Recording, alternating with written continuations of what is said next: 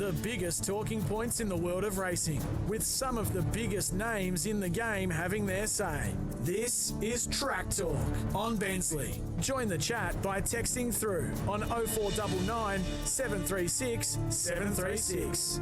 Who wins the Kennedy Oaks? It'll be race 8 today, quite late at 5:10 Melbourne time. Looking forward to talking about it with Dean Evans from Winning Edge Syndications in a moment. We'll look at that race, and as well as that, the big races on Saturday.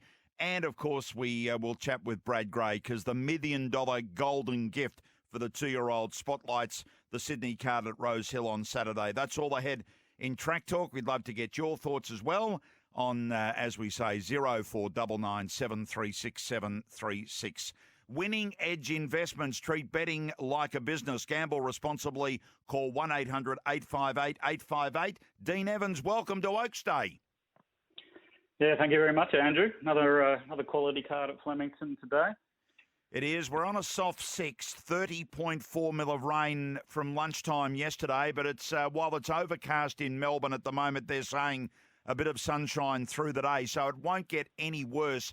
If anything, it's going to improve a little bit with the drainage there.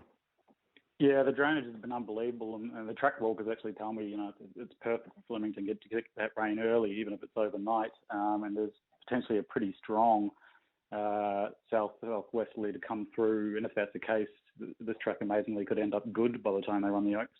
Well, in the Oaks at Bet365, Elusive Express is at $4.20, Willowy at $3.60, Daisies at $5.50.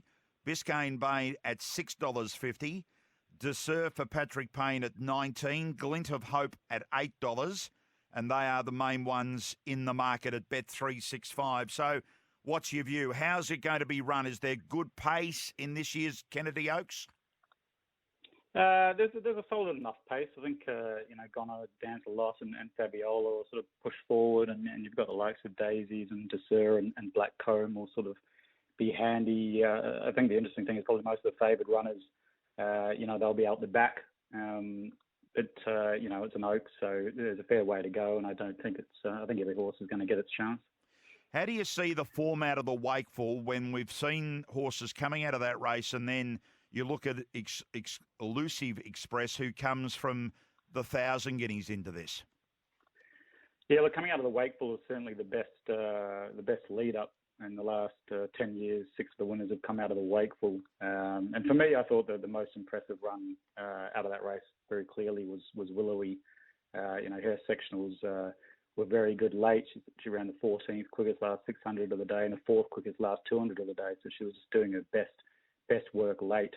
And was the only horse to sort of run positive figures against par in the closing sectionals. So out of the ones in the Wakeful, I think Willowy is the clear one to beat. I thought Daisies was an impressive one in the Ethereal, but then she was just a bit soft late in the Wakeful, and the ones behind, I think Willowy with the sort of the trainer, the jockey, the breeding is just the one who I think is going to improve the most coming into the Oaks.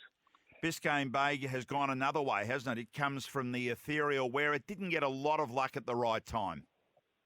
Yeah, and I think she's the key danger to Willowy, and probably the best bet in the race, Biscayne Bay. We've seen what Karen Marsden has been doing with these stays, managed to win the Derby with her Totsu.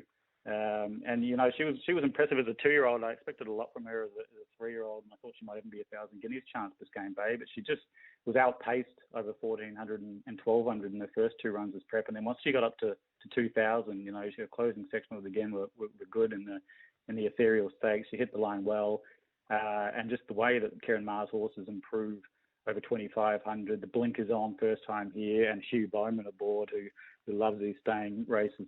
I think that she's clearly the big improver, and for me, it's a race in 2 between Biscayne Bay and Willowy. So Biscayne Bay $6.50 and $2.15 the place. Willowy, as I say, is the $3.60. So from a punting point of view for our listeners, you'd be looking at the price of Biscayne Bay. Yeah, absolutely. At the moment, you can get $6.50. I think that's a good price, and I'd be backing Biscayne Bay for a really nice result, and just making sure that I think you can back Willowy to win as well. I think Daisies and Glint of Hope, they're both in their first preps, which make things a bit tough. And Elusive Express, it's a very hard ask to come up straight from a mile to 2,500. And Yearning, who beat her in the 1,000 Guineas, was a bit disappointing in the Wakeful. So I definitely think backing Biscayne Bay and also something on Willowy is the right strategy for this race. Okay, so that's the Kennedy Oaks, the big Group 1 today, just after 5 o'clock Eastern.